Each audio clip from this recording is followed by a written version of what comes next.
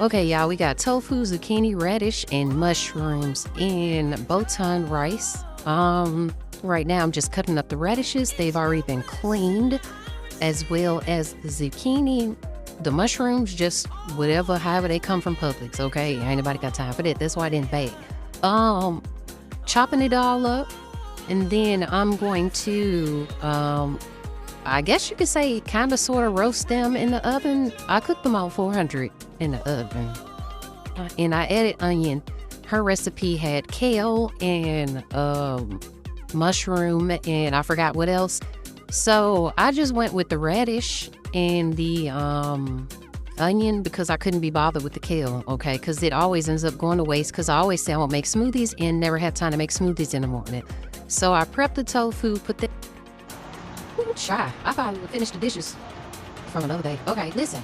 Before your haters, naysayers, hoes, and trolls start scrolling and saying stuff you ain't gotta be saying, those of non-cultural descent to the meal that I'm making, I'm gonna go ahead and insert this somewhere in the video because y'all don't watch the whole video anyway before y'all start with your useless comments, okay? I might not can pronounce it, but I can follow some simple, lazy instructions, okay? This meal is Korean bibimbap. Like I said, I can't really pronounce it. I don't know if that was right.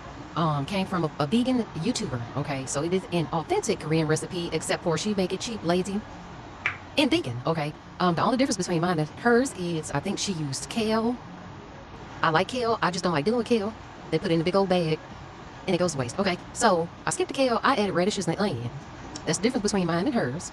And also the fact that I don't use gochujang, or gochujang, however you pronounce it, because it's spicy, and I can't have spice. And I forgot the toasted sesame oil, because I thought I still had some, but apparently I don't.